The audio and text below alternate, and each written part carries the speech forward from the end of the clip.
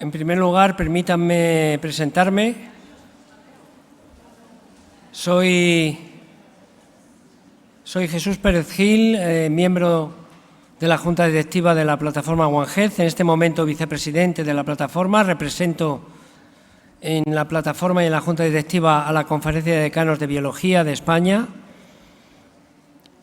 pero como todos mis compañeros de Junta, estamos plenamente convencidos de que esta visión One Health requiere la aportación de todos y, como tal, en este congreso estamos dando esta muestra de contribuciones y de aportaciones, continuando por la mesa redonda que va a tener lugar a continuación, cuyo título es Acción climática y gestión del agua, pilares esenciales para la salud global, que moderará mi compañera en la Junta Directiva, Arantxa Amor, vocal de la plataforma en representación de la Fundación Mundo Sano, a quien invito a subir y les pido un aplauso para ella. Muchas gracias.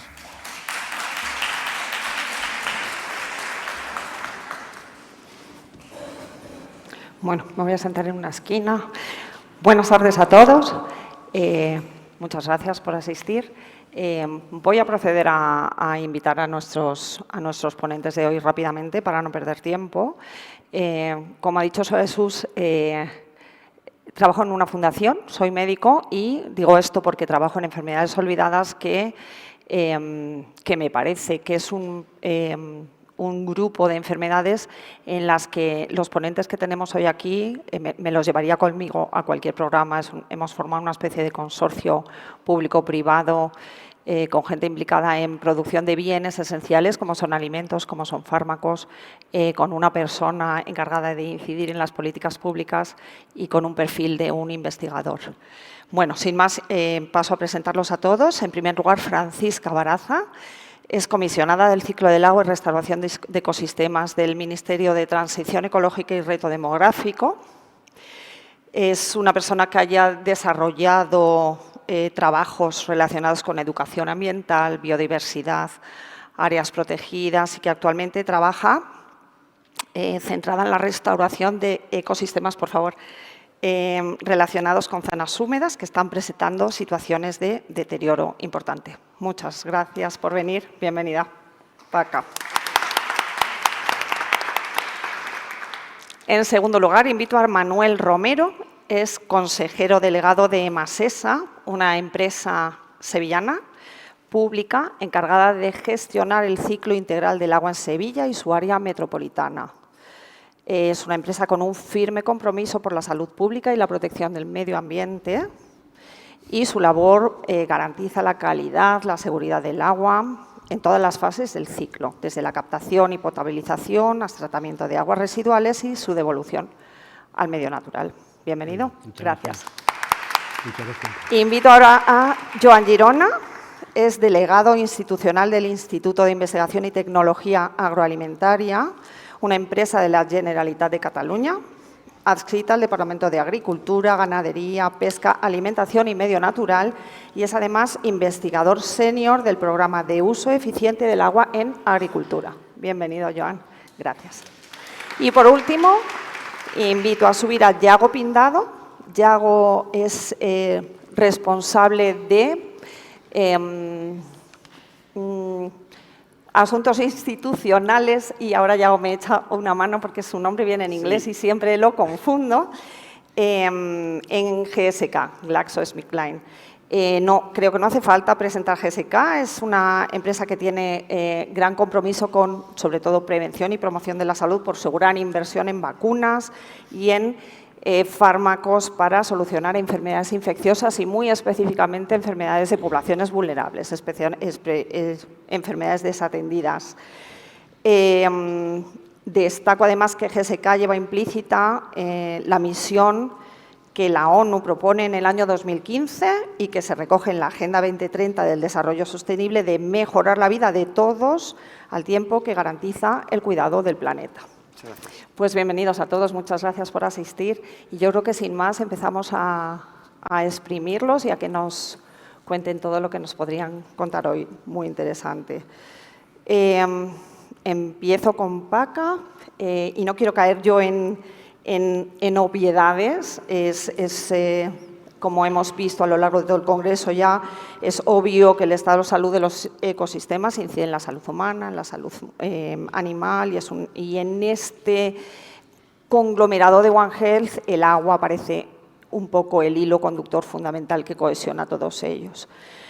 Y, sin embargo, pues, bueno, ya hemos escuchado en distintos ámbitos que por distintas circunstancias los ecosistemas están sufriendo un deterioro, y entre los que más deterioro están sufriendo son los humedales. Y, en concreto, en nuestro país, focos importantes como Doñana, el Mar Menor, las tablas de Daimiel, están en una situación que uno lo lee y realmente se le ponen los pelos de punta, situación crítica de enorme deterioro y pérdida de biodiversidad. Así que mi pregunta, por empezar a coger el toro por los cuernos, quizás es ¿qué hemos hecho, Francisca? ¿Cuáles son las causas que han llevado a esta situación y cómo aborda el Ministerio de Transición Ecológica esta situación? Bueno, pues sí, primero muchísimas gracias por permitirme participar en este ámbito que para mí es un gran acierto ligar el medio ambiente y la salud y por lo tanto pues lo que pretendo exponeros es un poco la experiencia que nosotros estamos desarrollando a través del Ministerio para la Transición Ecológica y el Reto Demográfico. Yo dirijo y coordino pues una línea de acción dirigida sobre todo a la restauración de la naturaleza, pero fundamentalmente centrada en los humedales. En los últimos años seguro que habréis oído y mucho pues toda la problemática que acusa pues Doñana, la crisis de biodiversidad y de situación de todas las lagunas que alimentan y la marisma de Doñana, o el Mar Menor, que hablábamos de sopa verde en 2016, que ha sido uno de los detonantes de la línea de intervención que ha apostado el Ministerio para abordar esta problemática, pero también la albufera de Valencia o las tablas de Daimiel, es decir, grandes humedales que todos tienen muchas figuras de protección, que son muy pedigrí de todo el conjunto de humedales tan diversos que existen en este país. Tenemos más de 2.000 masas de humedales y que bueno, pues nos hemos fijado en los más importantes porque tienen no solo importancia nacional sino también internacional, como Doñana o el Mar Menor o la Albufera o el Delta del Ebro, etcétera, pero que sin embargo están pasando en los últimos años una crisis importantísima de pervivencia propiamente en sí, es decir, que hay una disminución muy importante de biodiversidad ligada a estas zonas húmedas y sobre todo una crisis eutrófica de contaminación que se afecta no solo al propio funcionamiento del propio ecosistema en sí, del propio humedal, sino de los entornos socioeconómicos en los que se encuentran, en los territorios en los que se enclavan estos espacios naturales. Así que nosotros intervenimos, hemos hecho un programa de intervención, empezando por el Mar Menor, porque fue el que primero dio la cara. En 2016, ya os digo, se le denominaba sopa verde, porque aquello llegó a un punto prácticamente de inflexión en cuanto a la capacidad de regulación interna del propio humedal, de la laguna salada, que sabéis vosotros que es la laguna salada más importante de Europa a nivel costero, litoral, costero-litoral. Y bueno, pues el Ministerio se planteó intervenir en una situación tan compleja, de tanto deterioro, que estaba a punto de perderse y que generó también pues, una pérdida de valor adquisitivo de las poblaciones que viven en torno a esta laguna del Mar Menor, el bajón que dio pues, todo el tema turístico, la pérdida a nivel de recursos pesqueros, perdió prácticamente todos los fondos marinos de la laguna, desaparecieron, se quedó sin vida prácticamente. Y el detonante fue lo que generó una alarma social importante, fue la cantidad de toneladas de peces muertos que salían buscando oxígeno a la superficie de la laguna y que generó pues realmente una alarma social. La gente no esperaba ver esa imagen en absoluto, sobre todo porque los humedales, y en concreto en el Mar Menor, tienen una relación afectiva con las personas muy importante. Todos nos hemos bañado, hemos pasado nuestras vacaciones, hemos hecho deportes en estas zonas que tienen esa cantidad de usos y de recursos tan diferentes. Los humedales son de los ecosistemas que más servicios ambientales nos aportan, no solo como sumideros de carbono, que también, sino también porque amortiguan muy bien los efectos de la subida del nivel del mar, los efectos incluso de una dana. Ahí tenemos el ejemplo de la dana de Valencia y el papel tan importante de la albufera de Valencia para evitar que las poblaciones que están ubicadas en la parte baja de la albufera se inundaran, cosa que amortiguó lógicamente la propia laguna. Entonces, este tipo de servicios se han puesto en cuestión y de pronto se ha visto realmente el deterioro y nos ha permitido ver la relación tan importante que existe entre la naturaleza y las condiciones de vida de la gente que vivimos, que dependemos de la propia naturaleza y que en este caso vimos como una crisis ambiental conlleva ineludiblemente a una crisis socioeconómica, es decir, que está muy ligada una situación con otra y por lo tanto también conlleva una sensación de calidad de vida y de salud para la población que vive en estos entornos. En el caso del Mar Menor, cuando intentamos pues implicarnos y ver desde el Ministerio qué podíamos hacer, qué nivel de intervención podíamos abordar, vimos que necesitábamos superar el foco de la propia laguna, porque el problema de la laguna le viene desde fuera. Es decir, la laguna, ya sea Doñana, o ya sea el Mar Menor, o ya sea la Albufera, sus problemas vienen de las presiones y de las tensiones que se generan o en la cuenca vertiente, suelen ser sumideros que reciben los efectos de los usos que se hacen en el exterior, en el contorno y en el entorno de estos espacios. Por lo tanto, nuestra visión se amplió. Es decir, tenemos que intervenir a nivel de cuenca, a nivel de territorio, tenemos que ver cuáles son las presiones que están generando estos problemas. Entonces, nuestra filosofía era, vamos a actuar en el origen, vamos a ver el origen de los problemas, no vamos a tomar medidas paliativas, es decir, aquí no vale poner una tirita para que el problema se olvide o se esconda o no se vea, sino que tenemos que ir al origen del problema si queremos realmente ser útiles y resolverlo. Así que el enfoque que abordamos fue conocer primero las presiones que en los territorios que circundan o que están en torno a estos espacios se producen. Es decir, ese es el enfoque ecosistémico que desde el punto de vista de la biología y de la ecología siempre hemos trabajado, ¿no? Entonces aquí vimos que hay, y esto es peculiar no solo al Mar Menor, sino a cualquier zona húmeda, aquí tenemos un problema de sobreexplotación, de intensificación de usos.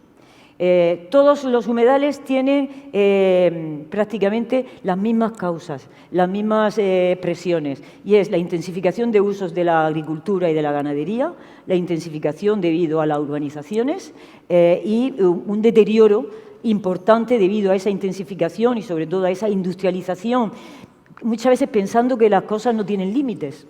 Entonces, vemos que esto es un ejemplo claro de superar la capacidad de carga, de acogida de un territorio. Entonces, cuando se produce este tipo de intensificaciones en aras a una sobreproducción, superproducción, vivimos, hablo de Murcia, del sureste español, es el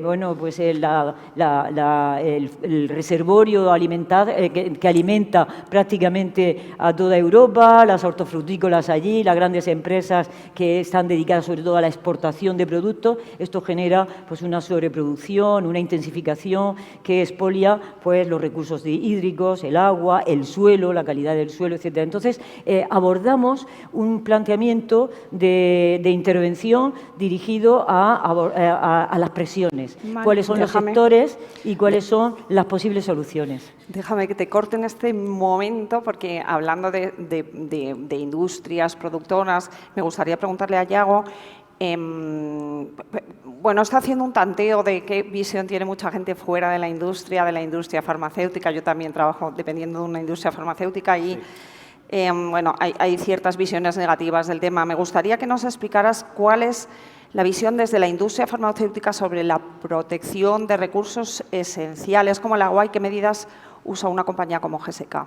Pues muchísimas gracias por la pregunta, Arantxa. Lo primero que quería era agradecerte la moderación y agradecer a Maite y a todo el equipo de la plataforma que nos deis la oportunidad de estar un año más con vosotros, y así aprovecho un poco a presentar la compañía, porque nosotros nos sentimos muy a gusto de estar en un congreso como One Health, porque somos una compañía biofarmacéutica global, como hay muchas, y lo que nos hace tener una conexión especial con One Health es, primero, una declaración de intenciones, un objetivo que nos hemos marcado, que es el de mejorar la salud de 2.500 millones de personas de aquí al año 2030 y el nexo claro que tenemos con One Health es que lo interesante es cómo vamos a conseguir ese objetivo y es, primero, focalizándonos en investigar tratamientos preventivos. Tenemos el portfolio más grande de la industria farmacéutica en cuestión de vacunas y tratamientos a enfermedades que tienen una capacidad de impacto en la salud pública muy grande. Dos, incluyendo la salud global como un área de investigación prioritaria de la compañía. Me refiero a enfermedades que impactan a poblaciones vulnerables, desatendidas, malaria, tuberculosis, hablaremos sobre el tema.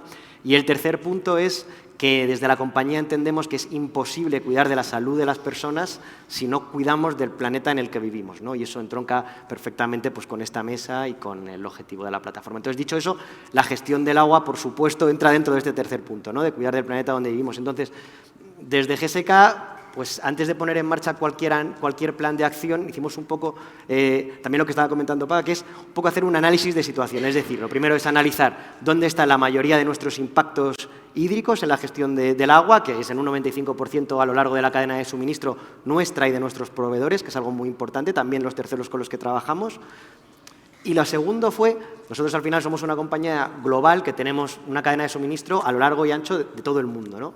Fue analizar y identificar cuáles son aquellas áreas que están más tensionadas hídricamente, porque, bueno, hay diferencias, diferente tipo de países, para priorizar cuáles iban a ser esas acciones y priorizar siempre aquellas áreas pues, más tensionadas. Entonces, una vez teníamos hecho ese análisis de situación, pues nos propusimos dos objetivos principales. El primero era conseguir en 2030 un impacto cero de nuestros APIs, de nuestros ingredientes farmacéuticos activos, de aquí a 2030, y el segundo, pues conseguir una neutralidad hídrica de aquí a 2030. Bueno, cuando hablamos de neutralidad hídrica, en GSK, ¿a qué nos referimos? Bueno, pues lo primero, conseguir todas las certificaciones de la Alianza Global de Administración del Agua, eso es importantísimo. Lo segundo, de partida, reducir un 20% del consumo de agua en nuestras fábricas, de partida para empezar.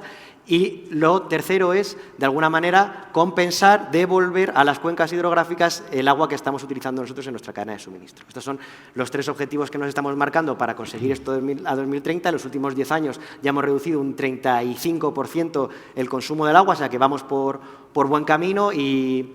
Bueno, si me preguntas por el sector, partiendo de la base de que no soy representante de ninguna patronal farmacéutica, pero sí que te puedo decir que ya se ha hablado bastante en mesas anteriores de que ahora mismo quizá el debate esté muy centrado en esa directiva de tratamiento de aguas residuales urbanas y demás, y que tampoco voy a entrar en el detalle para no aburrirnos, ¿no? Pero yo lo que sí que quiero decir desde GSK, y que entiendo que es algo que comparte pues, la gran mayoría del sector, es que estamos totalmente de acuerdo con un principio esencial de la Unión Europea, que es que quien contamina paga. Eso es así de claro y que tenemos que, como sectores, no solo la industria farmacéutica, cualquier sector tiene que reducir su impacto en la gestión del agua. Eso es así. La cuestión, hay otros dos principios muy importantes, que es el principio de proporcionalidad y el de no discriminación, que es en los que estamos trabajando ahora con la Comisión Europea. Proporcionalidad, bueno, pues porque no todos los medicamentos entran en el mismo bloque, que comentábamos un poco tú y yo antes de la sesión. Hay medicamentos esenciales, hay antibióticos que se deben seguir fomentando y fabricando, y entonces desarrollar un enfoque general sin tener en consideración cuestiones muy específicas de un sector tan delicado como el farmacéutico es importante, y luego el de no discriminación, bueno, pues porque hay informes en los que ese 80-90% de responsabilidad que se carga el sector farmacéutico y cosmético, bueno, pues no queda muy claro, y de hecho el propio comisario de Salud pues ha dicho que lo va a mirar. Yo, de todas formas, y por terminar, con todo esto de la directiva y del tratamiento de aguas residuales, una cosa que yo he hecho mucho en falta es la generación, y antes lo escuchaba en la mesa que habíamos tenido, que estaba Héctor Tejero como responsable del Ministerio de Sanidad, es aunar esas medidas coercitivas con medidas que fomenten la innovación verde, es decir, que fomenten y que valoren las buenas prácticas que se realizan en el sector farmacéutico para que se pueda diferenciar entre las compañías que están dando un paso adelante y aquellas que todavía no lo están dando. Y eso todavía, bueno, pues me falta un poco por verlo. El Ministerio está incluyendo en la Ley de Medicamentos así cuestiones que nos van a ayudar mucho a nosotros y que luego podremos ir comentando. Pero bueno, yo creo que es un poco una visión general de lo que hacemos desde el sector farmacéutico. Sí, muchas gracias. Sí, has comentado cosas que darían para mucho, pero me está llamando la alarma. Pero sí, es verdad que específicamente la producción de fármacos para personas vulnerables, creo que para alguien como yo que no conoce la normativa, quizás lo de quien contamina paga, a lo mejor tendría ahí un puntillo de discusión, pero bueno, has mencionado la huella hídrica y aprovecho yo esto para preguntar a Joan algo que me parece muy básico, que he conocido yo discutiendo con él o hablando con él y que a lo mejor no tenemos en cuenta en general, y que es, hablando de huella hídrica, porque hablamos aquí mucho de huella de carbono y hay pautas para saber la huella, pero esto, para ir a lo concreto, ¿cuánta agua se requiere para producir lo que una persona consume de alimentos al día? Y enlazado con esto, te preguntaría también, ¿tenemos suficiente agua para producir alimentos, teniendo en cuenta que se estima que a lo mejor en el 2050 la población ha aumentado un 30%? Muy bien, primero que nada, buenas tardes. Agradeceros a los organizadores de este evento que hayáis contado con nosotros, con el IRTA y conmigo, para debatir y para hablar un poco de estos temas tan interesantes. Me preguntabas, ¿cuánta agua se necesita para producir los alimentos que cada uno de nosotros come al día? Yo no sé, si lo preguntásemos a la audiencia, ahora no tenemos tiempo, pero a veces en mis charlas lo hago, simplemente nos daríamos todos cuenta de que es una información muy poco disponible. Y cuando diga el dato, a veces alguno se va a poner la mano en la cabeza. Para un europeo medio, también tengo que decir que estos datos son muy variables y de la forma en que se consiguen también es muy variable. Entonces, como promedio, un europeo medio requiere que utilicemos 3.500 litros de agua para producir lo que una persona come en un día. Alucinante. Esto es un europeo medio. Bueno, no sé. Dentro de Europa ya se han hecho divisiones y hay zonas de Europa donde se requieren 6.000 litros de agua. Tiene mucho que ver con la dieta. Luego hablaremos de la dieta, en función de lo que comamos, ¿no? Para un americano medio no son 3.500, son 4.500 o casi 5.000. Quiere decir que necesitamos muchísima agua para producir los alimentos que producimos. ¿Cuánta agua utilizamos para producir estos alimentos hoy? Así, en estimaciones medias, y a veces lo encontramos en la información publicada, dicen que la agricultura utiliza un 80% del agua. Pero hay que ponerle una coletilla, del agua de los usos consumtivos. Son usos consumtivos la agricultura, la industria, las ciudades. Y los usos consumtivos de promedio en España podrían representar un 10% de todos los otros usos. Los ambientales, los caudales de los ríos, la evapotranspiración natural. Entonces, pues la agricultura se está moviendo alrededor entre el 7 y el 10%. ¿Vamos a tener suficiente agua? Pues ese va a ser el gran problema, que no vamos a tener suficiente agua.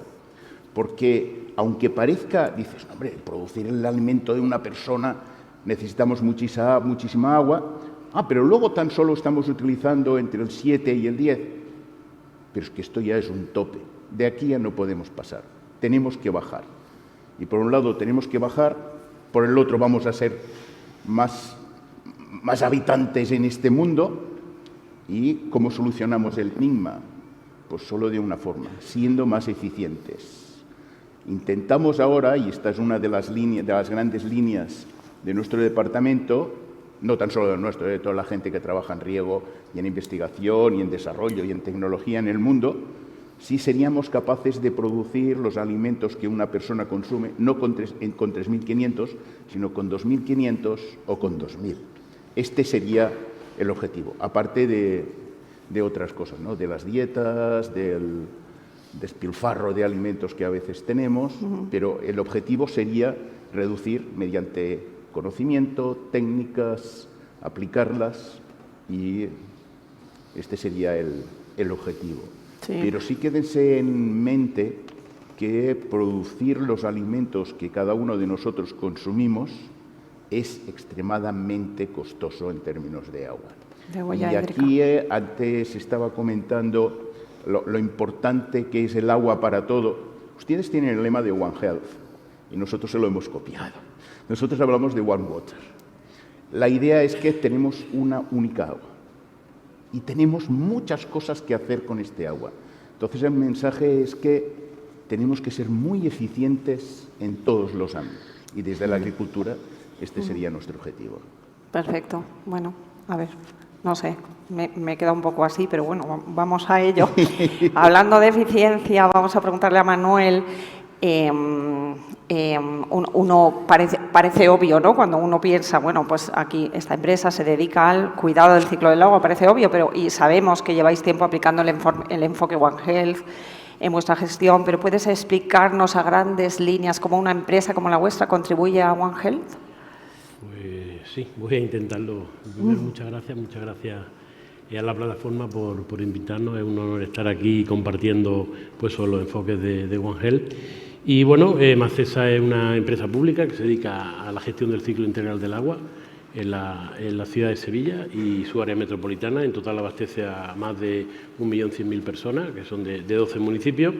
Y como digo, nos dedicamos al ciclo integral del agua y, bueno, en nuestros principios está el cuidado, por supuesto, del medio ambiente y también el cuidado de la salud, que ya genéricamente pues entroncaría con lo que es One Health. Después del COVID, en Emacesa se creó un grupo multidisciplinar de trabajo formado por química, ingeniera, abogada, enfermera, de la cual aquí hay dos representantes que quiero felicitar por su trabajo, que son Olga y Celia, que son, digamos, un poco las que llevan el peso de esta plataforma, que de ahí salió la plataforma que en Emacesa llamamos Más Salud. Más Salud viene a conectar la salud humana, animal y lo ambiental, pero todo con la conexión del agua. El agua es un recurso vital, fundamental para la vida, pero a la vez se puede convertir en un problema como vector de enfermedades. Por eso tenemos que cuidar y mimar esa agua y gestionarlo con criterios de salud y de sostenibilidad, como hacemos en Emacesa. Entrando ya en el enfoque One Health, pues bueno, podemos distinguir por un lado un enfoque genérico. Dentro de los pilares de la política de Macesa está la salud. Es uno de los pilares fundamentales de Macesa. También forma parte, uno de los ejes estratégicos de Macesa es la sostenibilidad y la salud, de manera que todos los procedimientos, todas las intervenciones que hacemos en Emacesa, que son muchos, tengamos en cuenta el impacto que puede producir en esos tres elementos o en esos tres tipos de salud: la salud humana, la ambiental y, por supuesto, la animal y la ambiental. Eso sería un aspecto más genérico. Si seguimos repasando las cuestiones en que puede estar relacionado el enfoque One Health, pues bueno, si hablamos, One Health se está anticipando al marco normativo sobre agua me refiero.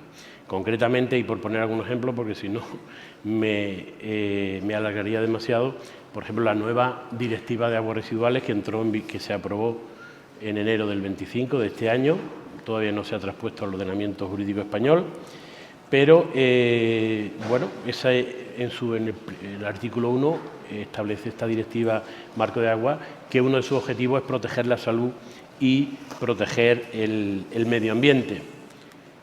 Otras cuestiones también que nos establece, siguiendo con esta nueva normativa, en este caso las aguas residuales, nos impone una serie de retos tecnológicos. Por ejemplo, establece que hay que eliminar el 80% de los contaminantes emergentes, pesticidas, fármacos, microplásticos, y eso pues nos va a llevar a buscar nuevas soluciones. Nuestros procedimientos convencionales no van a poder eliminar eso. Entonces, bueno, pues estamos colaborando con universidades, con centros tecnológicos, con centros científicos, con lo cual ahí también coincidiríamos en ese enfoque multidisciplinar que tiene One Health. Entonces, bueno, la vigilancia también nos impone la vigilancia epidemiológica en las aguas residuales en colaboración con el sistema público de salud.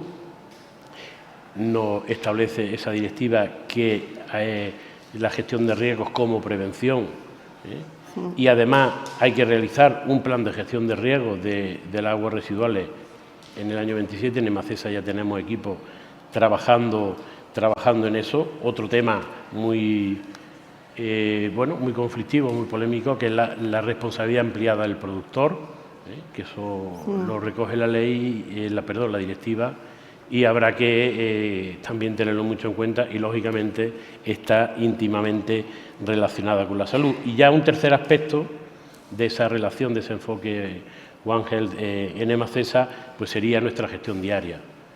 Nosotros tenemos que garantizar en el grifo una calidad y también depurar las aguas residuales con una calidad para devolverlas al medio que no suponga ningún tipo de impacto. Esa vigilancia epidemiológica que, como he comentado antes, también reutilizamos los lodos que proceden de las depuradoras, que a la vez que producimos energía, producimos un compost para la agricultura. Por tanto, estamos hablando de economía circular. En Emacesa cada vez estamos tendiendo al autoconsumo, al autoabastecimiento de energía. Utilizamos energías limpias, tenemos energía hidroeléctrica, fotovoltaica, y también en esa gestión de los lodos y en ese tratamiento de los lodos producimos biogás que a la vez consumimos en nuestras plantas de aguas residuales. Otro ejemplo sería también, y nos vamos a otro ámbito, en el tema, por ejemplo, de las inundaciones, la utilización de soluciones basadas en lo natural, lo que llamamos los sistemas de drenaje urbano sostenible. Para Emacesa también el día a día, la educación ambiental y la corresponsabilidad con los usuarios también es fundamental. Bueno, para Emacesa, One Health no es una etiqueta, es una forma concreta de trabajar, de prevenir mejor y de innovar y construir salud con la gestión del agua. Sí, bueno, creo que podrías estar hablando muchísimo porque es un mundo cosas que nunca se acaba y que siempre tiene retos nuevos, pero vamos a avanzar. Quería preguntarle a Paca,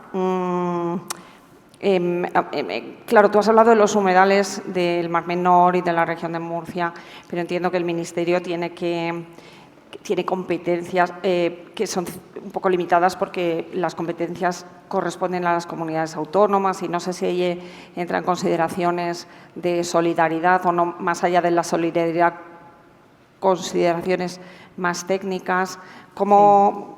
¿Qué instrumentos aplicáis para esto?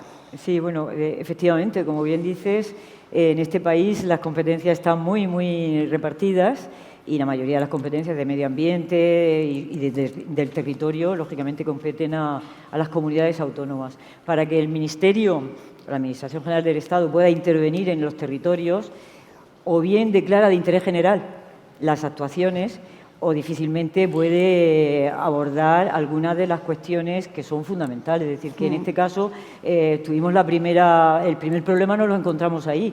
Cuando tú diseñas una hoja de ruta y un planteamiento de intervención en origen y tienes que abordar cuestiones relacionadas con el agricultor y con la agricultura, en este caso también el territorio de la cuenca vertiente del Mar Menor es un territorio de sacrificio, porque realmente está la intensificación de uso de la ganadería y de la agricultura que genera contaminación por purines o por nitratos que afectan a los acuíferos, a las masas de agua y también a la laguna, lógicamente. También hay un vestigio de una explotación minera desde la época de los romanos, pero que tuvo su intensificación a finales del siglo pasado, a mediados del siglo pasado, y que ha dejado unas heridas en el territorio y una cantidad de residuos mineros contaminantes que afectan a la salud de la población que vive en estos entornos, rodeada de emplazamientos mineros, de residuos.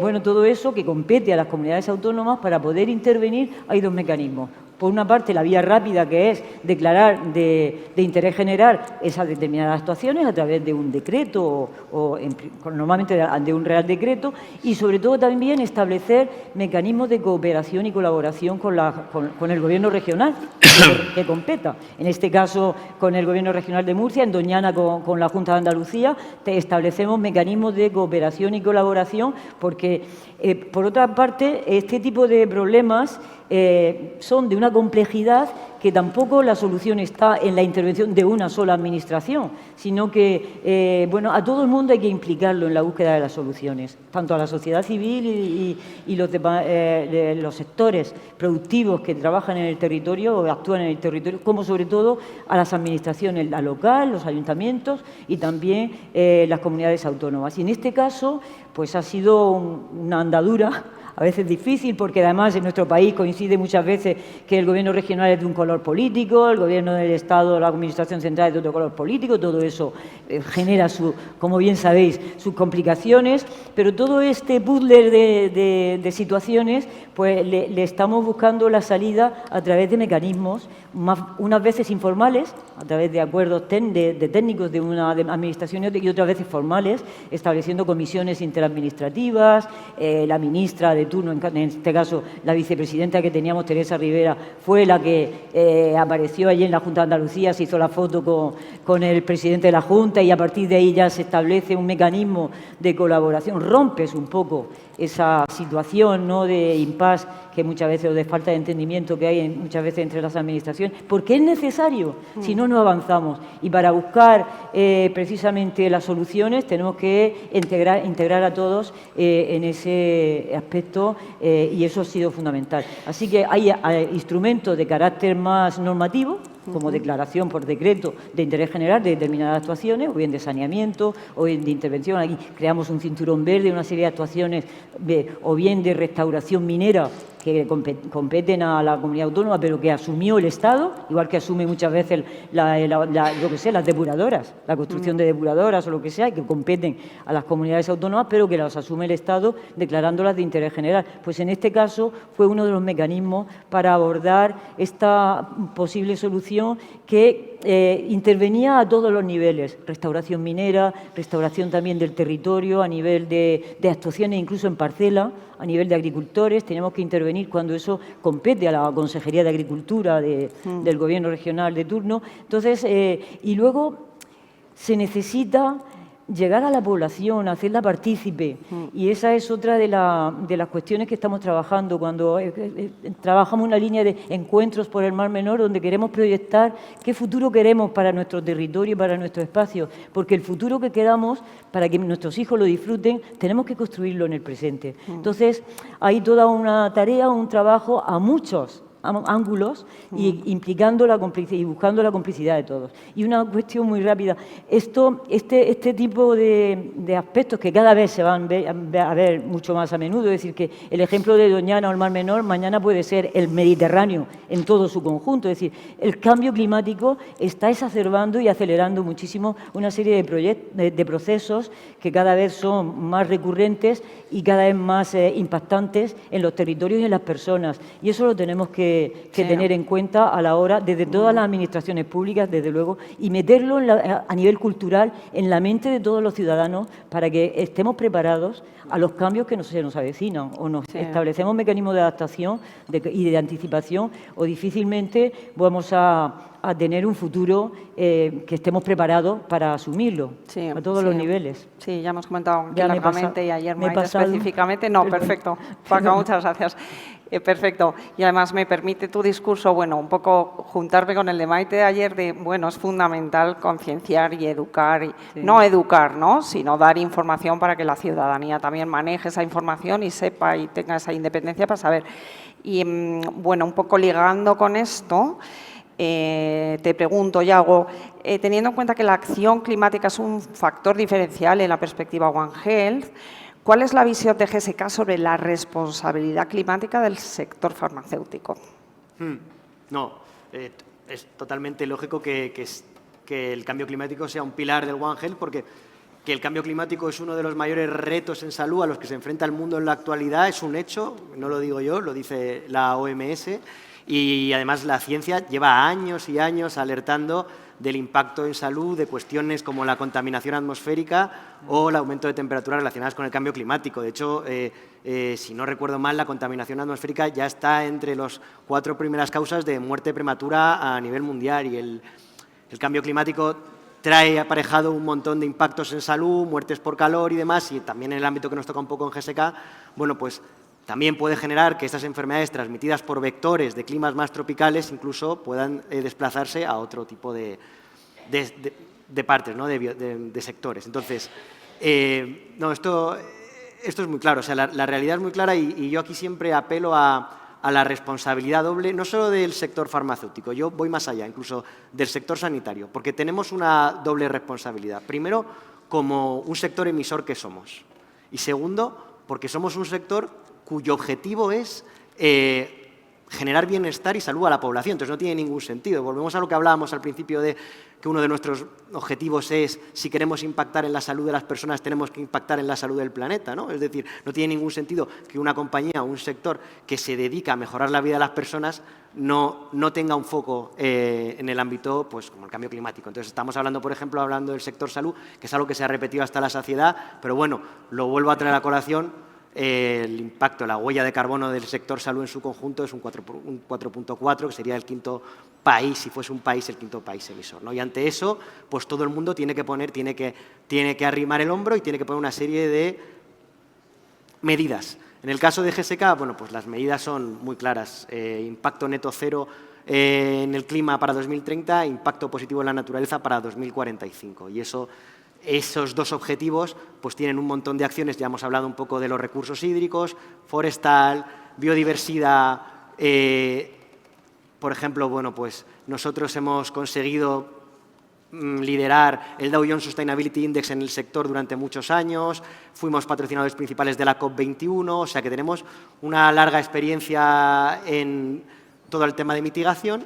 Y, bueno, pues como ejemplo paradigmático, que también se ha hablado aquí, se habló el año pasado, se ha hablado hoy, pero bueno, creo que es un ejemplo muy claro de lo que nosotros estamos haciendo. Bueno, pues por ejemplo, la huella de carbono de una cosa tan reconocible como es el tema de los inhaladores, ¿no? Los inhaladores, que hay dos tipos, por hacer corta la historia, presurizados y polvo seco. Los presurizados tienen entre un 20 y un 40 más de impacto en emisiones, ¿no? GSK lleva desde hace 20 años cambiando todo su portfolio, cambiando del presurizado al polvo seco. Y el único que tenemos que nos falta en presurizado, que es un medicamento esencial que se utiliza muchísimo y se utiliza a nivel infantil, también lo estamos cambiando. O sea que en ese sentido tenemos una meta clara, somos conscientes de la realidad y de la situación y tenemos ejemplos comentar. Entonces, ahí volvíamos a lo que hablábamos un poco. Necesitamos también que se fomente y que se valore este tipo de innovación. El Ministerio de Sanidad sacó hace unos meses la primera guía de recomendación de prescripción de inhaladores sostenibles, ¿no? Que viene a reconocer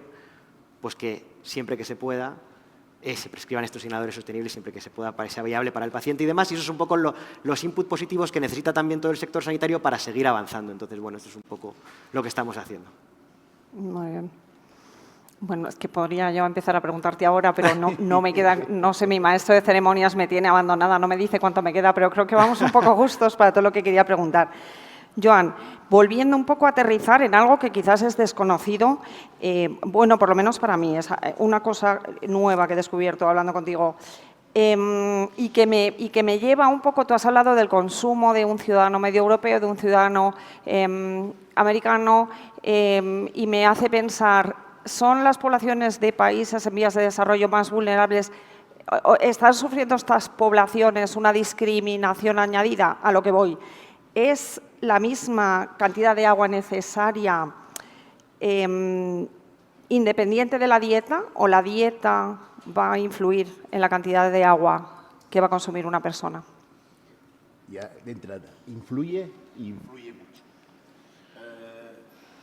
Producir un kilo de cereal requiere alrededor de unos 800, 900 litros de agua. Producir un kilo de ternera, 14.000. En base a función... ¿No se oye? ¿Ahora? No. 14 y 29. ¿Se oye? ¿Se oye? Voy a quitar más, pero muy poco. Quitas el micro. Bueno, vamos a hacerlo con micro. Si no, intento gritar, pero bueno. No hace falta. ¿Mejor así? Sí. ¿Ahora? Vale. Volviendo, me preguntabas, ¿influye la dieta en el volumen de agua necesario para producir estos alimentos? Sí, y mucho. Decía, un kilo de cereal Para producirlo necesitaríamos 800-900 litros, 1 kilo de ternera, 14.000 litros de agua. Evidentemente que el que tenga una dieta o el que tenga otro va a tener una demanda de agua en la producción muy alta. ¿Cómo influye esto a nivel mundial con las diferentes poblaciones? Hay un caso que es, bueno, yo diría preocupante, pero no lo podemos identificar como preocupante, sino, bueno, pues pasa y es lo que hay. Por ejemplo, todos los habitantes de Asia, India, hasta ahora han tenido una dieta básicamente vegetal. El arroz era la fuente número 1 de proteína. Y se está introduciendo de una forma muy acelerada el consumo de carne. Empezando por una de las carnes que, digamos, es la más barata e hídrica, que es la de pollo. Este pequeño salto que han hecho les multiplica por 1 por 8 los requerimientos de agua. Y claro, y si se van a dietas más grandes, en carne, pues va a subir. La cuestión es, ¿tenemos o no que comer carne? Porque cuando comentamos esto, entonces ya salen aquí los que sí, los que no. Bueno, ¿quién mejor que ustedes para decir si tenemos que comer carne, ¿no? Tenemos una dieta, que es la dieta mediterránea, que es una dieta equilibrada y que en términos generales, si la usáramos bien, pues debería ser suficiente para conseguir estos objetivos. Aparte, que lo decía yo, de intentar reducir el volumen de agua que necesitamos para producir estos alimentos. Me gustaría simplemente un pequeño ejercicio, piénsenlo ustedes mentalmente. A mí me gusta muchísimo ir a los colegios, y cada año voy a 2 o 3 colegios, a contarles a los alumnos de estos colegios, 10, 12 años, esta es la media, cuánta agua se requiere para producir los alimentos. Luego los padres me maldicen, porque están todo el día los niños, ¡ay, que esto cuesta tanto, que esto cuesta! Pero hay un hecho que es importantísimo. Yo ya no les digo los 3.500, pero se me quedan así mirándome con esta cara de un niño de 10 años, que ustedes se imaginan. Pero les digo, mira, ¿cuánto cuesta producir una manzana? Una manzana. De promedio 70 litros de agua. Y todos comemos manzanas. Y se me quedan con la misma cara. Les cambia la cara cuando de debajo de la mesa saco 14 garrafas de 5 litros. Cuando lo ves, te das cuenta de la magnitud de lo que estamos hablando, ¿no? Y en este sentido, pues, es eso lo que habíamos dicho antes, ¿no? Que se requiere muchísima agua para producir alimentos, pero no tan solo teniendo una dieta equilibrada vamos a conseguirlo, reduciendo la cantidad de agua que yo necesito para producir los alimentos. También tenemos que tener cuenta del desperdicio alimentario. De media en Europa, hay informes de Europa, además un poco que no coinciden, pero sí que están en el rango, que entre el 20 y el 35% de los alimentos que producimos se desperdician. Eso en términos hídricos es una barbaridad, y si nos va a faltar agua en el futuro para producir alimentos, aquí deberíamos también incidir. Y finalmente, una cosa, antes lo decía la comisionada, es lo importante que es que haya interacción, colaboración y una visión conjunta de cuáles son nuestros objetivos, ¿no? Yo creo que desde el mundo ambiental, para simplificarlo así, también deberíamos buscar estas eficiencias que a veces están fuera de aquellos lugares, de las lagunas o de los lugares más emblemáticos, ¿no? Y antes lo estábamos comentando con uno de los asistentes, ¿no? Tenemos en España un problema grandísimo del abandono de territorio, de la despoblación de territorio. Esa lleva consigo un incremento de los bosques descontrolados enormes. Yo no puedo hablar a nivel de España porque no tenemos los estudios, sí, por ejemplo, de Cataluña, porque esto sí que lo hemos trabajado, y es que el aumento de bosques de los últimos 20 años ha reducido en más de un 15% el caudal de nuestros ríos. Una buena gestión de bosques sería imprescindible para que pudiésemos disponer de más agua. De nuevo, el problema es complejo y la idea de One Water yo creo que es importantísima. Tenemos una agua, tenemos que usarla en todos los sentidos de la mejor de las formas, y simplemente que una de las funciones importantes del agua en este mundo es que seamos capaces de producir alimentos para una población del 2050 que se cifra en más de 10.000 millones de habitantes. Una barbaridad. Bueno, me has hecho ahí un circuito que no sé ahora mismo, desde la dieta, pasando por la educación, niños, bosques, muy interesante. Que, bueno, tengo que volver al uso de desperdicios con Manuel para que nos dé el toque optimista y un poco también hacia la acción climática, comentamos con Yago. Desde la perspectiva de la empresa que gestiona, como la vuestra, el ciclo integral del agua, ¿cómo se traduce la acción climática en decisiones concretas sobre infraestructuras, planificación y gestión de recursos? Bueno, pues en EMACESA la acción climática no es una opción, es una necesidad. ¿Se me oye? ¿Se oye bien? Una necesidad urgente, no es una opción, es una necesidad. Estamos viendo que, bueno, pues como decía, y para acá el tema del cambio climático, pues bueno, cada vez las precipitaciones son más escasas. Hay fenómenos como hemos podido comprobar en este último año, por desgracia, fenómenos de aguas torrenciales que acentúan, pues, como yo digo muchas veces, esa irregularidad del clima mediterráneo. Como digo, cada vez, una de las características del clima mediterráneo es que es muy irregular, pues el cambio climático está haciendo que sea todavía más irregular, con consecuencias bastante más negativas. Hablar de EMACESA, de los 50 años de EMACESA, es hablar de una lucha o una adaptación a la sequía.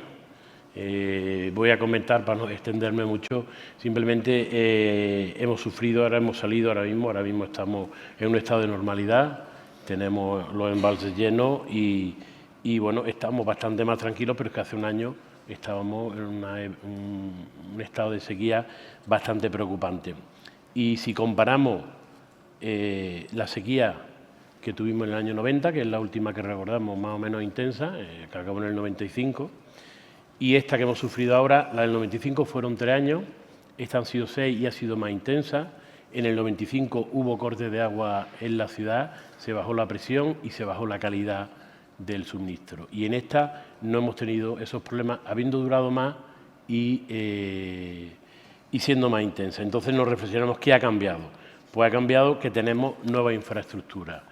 Por un lado, se construyó un embalse que nos da una garantía en calidad, el embalse de Melonares, Sevilla, en calidad y en cantidad, que ha supuesto pues, que no tengamos ese problema de restricción, pero lógicamente también se actuó en la infraestructura de conducción, para evitar, en lo posible, reducir las pérdidas, con lo cual estábamos reduciendo la demanda. Y hablando de demanda, otro aspecto muy importante es la concienciación de la población, es decir, la reducción del consumo por habitante y día. Hablando de datos, en el año 90, en la otra sequía, en Sevilla, el consumo por habitante y día eran de 170, 176 litros por habitante y día. Y ahora estamos en una media de 106, con lo cual hemos avanzado bastante. Hemos conseguido reducir esa demanda y, por tanto, el agua que tenemos reservada en los embalses nos va a durar más. Por supuesto, otra herramienta fundamental es la planificación. Partimos de un plan de acción climática que concretamente tiene un plan de actuación ante la emergencia de sequía que nos va a decir cómo tenemos que actuar en cada momento. Nos vamos a anticipar los acontecimientos, por tanto será más fácil luchar con esa sequía. Y bueno, pues seguimos trabajando ahora con más tranquilidad. Por un lado, estamos haciendo los estudios para hacer una planta desaladora en Sevilla, aprovechamiento del agua del estuario. El agua del estuario es salada, pero tiene una concentración muy baja en sal. El estuario puede tener un gramo de sal por litro, mientras que el mar tiene 35, con lo cual será más fácil. Lo que pasa es una infraestructura que ahora mismo es un proyecto que está empezándose, que está totalmente iniciándose. Para luchar también y mitigar el efecto del cambio climático, como decía antes, en EMACESA somos o intentamos ser eficientes energéticamente. Esto nos está ayudando mucho los PERTE, los programas para el ciclo integral del agua, la digitalización del ciclo integral del agua, que nos va a permitir ser bastante más eficientes, además de, como he dicho antes, la utilización de energías limpias y de tender al autoconsumo energético en Emacesa. También el 90% del parque móvil de Emacesa es eléctrico, con lo cual contribuye a mitigar las emisiones. Muy bien. Bueno, me has ligado un poco con todo lo que en general ha salido en esta conversación y, bueno, un poco incidiendo también en la importancia de educar y concienciar a la población. Bueno, creo que nos quedan 10 minutos de discusión para dar un poco la oportunidad a que la gente que os pregunte. Entonces, voy a pediros un poquito de concisión porque tendría yo muchas más cosas que preguntaros, pero a lo mejor en 2 minutos, a ver si me podéis contestar a todo esto que os voy a preguntar. Paca, teniendo en cuenta además que nosotros la presión, bueno, yo creo que aquí hay círculos que se pueden ir cerrando, pero bueno, teniendo en cuenta que probablemente el cambio climático influye en el deterioro, ¿se puede revertir la situación dramática que parece existir en tu ámbito? Bueno, yo, trabajando en medio ambiente, no tengo más remedio que ser optimista, porque sí, si no, no te levantarías. Si no sé qué hago aquí. Yo creo que sí, se puede, pero para eso tenemos que tenerlo todo muy claro y se necesita una hoja de ruta muy clara, tanto de que yo creo que son las conclusiones de lo que todos los que estamos aquí estamos planteando. Se necesita una administración con más músculo posiblemente y sobre todo una administración que sea más transparente y más eficiente y más transparente. Se necesita una población más informada. Y para eso hay que poner las herramientas necesarias para que la población esté más informada, no más desinformada porque nos lluevan la cantidad de cosas que nos llueven ahora, porque eso es desinformación, sino hay que luchar contra el negacionismo, porque es una de las lacras fundamentales que tenemos. Tenemos que ir acompañados siempre de la ciencia para tomar los gestores las decisiones mejores posibles, pero siempre de la mano de la ciencia y, sobre todo, tenemos una herramienta fundamental que puede ser útil para establecer mecanismos de adaptación. Es decir, tenemos que anticiparnos a lo que nos viene. No vamos a impedir una dana, pero sí que podemos anticiparnos a los efectos que puede provocar una dana. Y para eso necesitamos que todas las administraciones públicas pues nos metamos en la idea de que hay que hacer una buena ordenación del territorio. El puzzle en el que vivimos, que es el territorio, tiene que estar bien ordenado, donde para que una determinada actividad no vaya en detrimento de otra o no se elimine las posibilidades de otra. Entonces, esas herramientas, que casi todas dependen de los gobiernos regionales, sobre todo la ordenación territorial, son muy importantes. Tenemos herramientas ya y la ciencia y los instrumentos, sabemos cuáles son las áreas de flujo preferente, cuáles son las áreas de inundabilidad. Ya sabemos hacer modelos hidrológicos para saber cuándo llueve, cómo llueve, si en una T20, en una T10, en una T500, es decir, todo eso podemos modelizarlo, podemos anticiparnos. No podemos construir en una zona inundable. No podemos permitir y sacrificar a una población a que mañana venga una dana y se la lleve. Entonces, todo ese tipo de lecciones que tenemos que aprender, yo creo que son herramientas fundamentales de cara al futuro. Así que soy optimista con todos esos condicionantes que tenemos que aplicar. Me alegra mucho oírlo. Sí, hay que ser optimista, yo creo. Y además te agradezco que menciones la dana, porque creo que es un tema que hay que mencionar y que hay veces que no gusta, pero creo que por respeto a toda la gente que la ha sufrido, te lo agradezco personalmente. Yago, por trascender un poco a lo que es nuestro entorno y la educación en nuestro entorno y todo, y ampliando esto al concepto de salud global, de no dejar a nadie atrás, que ha sido un aspecto muy comentado en la Asamblea Mundial de Salud, que creo que ha terminado ayer o antes de ayer, bueno, y que en la que se ha sacado un plan de cambio climático interesante. ¿Cuál es la aportación de GSK a la salud global? A la mejora, me refiero, a la mejora de la salud global. Mira, cuando hablas de la OMS, a mí me gusta mucho el claim que utilizó la OMS por su 75 aniversario en 2023, que es salud para todos. Y yo estoy muy de acuerdo con eso. Es imposible mejorar la salud, es imposible avanzar en la salud mundial si no proveemos salud para todos, específicamente para aquellas poblaciones más vulnerables, más desfavorecidas. Y eso, si lo extrapolamos al objetivo que te estaba comentando en la primera pregunta, del objetivo que nos marcamos de mejorar la salud de 2.500 millones de personas, si no tenemos un foco en las poblaciones vulnerables, es imposible cumplir nuestro objetivo. Por eso, la salud global es un área estratégica para la compañía. Hemos anunciado una inversión de 1.100 millones de euros en investigación de aquí al año 2033 y de la investigación de GSK han salido hitos importantes como la aprobación de la primera vacuna en la historia contra la malaria, que ahora se está desarrollando un piloto en África. Y además, creo que hablando de salud global estamos todos de enhorabuena porque ayer la ministra de Sanidad presentó la primera estrategia española de salud global que va a contar España en su historia, que incluye además el enfoque One Health como uno de los puntos principales y además es una de las cuestiones que nosotros pedimos al Ministerio porque cuando hablamos de salud global, y esto sí que me gustaría decirlo, España es un país prioritario para GSK porque tenemos aquí un centro único en el mundo, un centro de máxima bioseguridad que desarrolla soluciones para tuberculosis, resistencias antimicrobianas. Entonces, yo creo que desde España pues, el concepto de salud global, GSK, está liderándolo. Perfecto. Necesito ya un tercer mensaje optimista por parte de Joan. 2 minutos.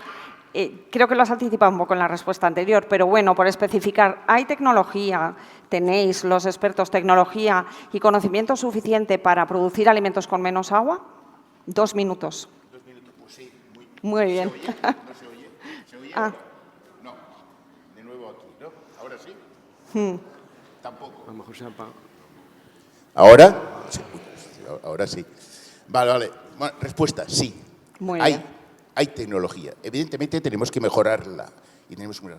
Simplemente para poner un ejemplo.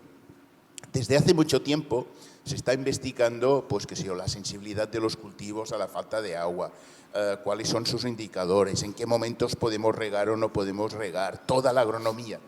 Pero esto ha sido siempre muy complicado de transferir a la agricultura, porque son a veces conocimientos complejos que tienen que utilizarlo gente que tiene 1.500 preocupaciones cada día. No se puede llegar. ¿Qué tenemos ahora? Ahora tenemos las herramientas que son fabulosas. La teledetección, las comunicaciones, la inteligencia artificial. Utilizando todos estos indicadores, por ejemplo, se está desarrollando, y esto lo veremos en muy pocos tiempos, por ejemplo, las agencias especiales, la europea y la americana, están desarrollando programas que simplemente bajándote de la página web automática, de su página web, la fotografía del satélite, del Sentinel en este caso, ¿no? Para poner, pues podremos identificar parcela por parcela el nivel de déficit que tienen, cuánta agua necesitarían, si nos estamos pasando. Y luego tenemos pues, todas las comunicaciones que nos permiten luego aplicar esto automáticamente. Entonces, hay conocimiento, hay tecnología, se está trabajando muchísimo en todo el mundo para desarrollarla. Y también otra cosa, simplemente no quería terminar sin hacer mención de la utilización de todo tipo de aguas en agricultura. No tan solo de las aguas buenas, digamos así, entre comillas, ¿no? Que nosotros no es que sean malas, pero el concepto o la apreciación general es que son aguas. Bueno, no. Tenemos que utilizar cualquier tipo de agua y en este sentido estamos trabajando y yo creo que esta es una de las posibilidades optimistas de la visión que hoy estábamos analizando. Perfecto. Sí, bueno, un poco llegas a lo que mencionaba Paca de anticiparse, un poco elaborar modelos para anticiparse. Evidentemente, perfecto. de esto se trata. Manuel, otro mensaje optimista. En un considerado contexto de estrés hídrico creciente, que es una cosa que estresa ya solo pensar, ¿cómo se compatibiliza garantizar suministro con la generación de ecosistemas acuáticos, con la regeneración de los ecosistemas acuáticos, garantizando el suministro de agua sin perder de vista el impacto sobre la salud humana y animal? 2 minutos y dejamos que todo el mundo pregunte. Intentar ser breve. Bueno, pues se me ocurre que, como decíamos antes, hablaba de reducir la demanda. Lógicamente, si reducimos la demanda que consume una ciudad, pues podremos tener agua disponible para otro uso, entre otros el ambiental. Buscar otras fuentes alternativas, como puede ser una fundamental, que es la agua regenerada. En Emacesa nosotros ya, eso es una realidad escasa, pero bueno, vamos a seguir implementándola. Ahora mismo en una de nuestras depuradoras, la de Ranilla, producimos aguas regeneradas que utilizamos para regar un campo de golf y para el baldeo de las calles. Eso lo vamos en la otra depuradora grande que tenemos en Copero seguiremos actuando para no utilizar agua potable, agua de más calidad, que como decía, si eso se queda reservado en los embalses y en el dominio público hidráulico, podremos contribuir a esa regeneración de los ecosistemas. Conocer cada vez más y mejor esa dinámica fluvial. Nosotros hacemos estudios de ictiofauna en nuestros embalses periódicamente para ver cómo evoluciona la población y si hay algún problema, intentar mitigarlo. Vuelvo a la digitalización. Por ejemplo, en uno de nuestros proyectos del PERTE, concretamente en el base 5.0, uno de los proyectos es la monitorización inteligente de la evolución limnológica de los embalses. Es decir, tenemos monitorizado cómo evoluciona la calidad del agua de ese embalse en relación con la fauna y la flora que vive en ese embalse. Queremos cada vez, bueno, tenemos que garantizar una garantía de suministro, tenemos que cuidar la salud y tenemos que cuidar el medio ambiente. Y para eso, pues tenemos aliado el conocimiento, la tecnología que disponemos y, sobre todo, un compromiso importante. Muy bien. 2 preguntas. Permito a alguien. Perfecto. Muchísimas gracias por este ajuste tan perfecto que permite que alguien pregunte. Por favor, ¿dónde empezamos? A 1 y 2. ¿No? Sí, pues eso, 1 y 2. ¿Quién empieza? ¿Un micrófono alguien nos puede pasar? Que no había dicho 3, he dicho 1 y 2. Buenas tardes. Muy interesante todo lo que habéis dicho. Voy a empezar por aquí, por el final, para poner una interrogante. El final es, reciclamos el agua para un campo de golf. Lo mismo había que plantearse que no puede haber campo de golf con hierba natural. ¿Qué? Hay que jugar al golf en hierba artificial. Es que resuena la voz, no se te entiende bien. Sí, ahora mira. Ahora. Que, empezando por lo último, con el campo de golf, que está muy bien lo de reciclar el agua y utilizarla después, pero a lo mejor no para un campo de golf. A lo mejor hay que jugar golf en hierba artificial. A ver, se me ha ocurrido mirar, mientras estabais hablando, si redujéramos a una dieta vegetariana planetaria completa, lo que me dice la IA es que reduciríamos entre un 30, un 35 y un 50% el consumo de agua. Es muchísimo. Pero los problemas, esta vez así, sanitarios directos serían la leche.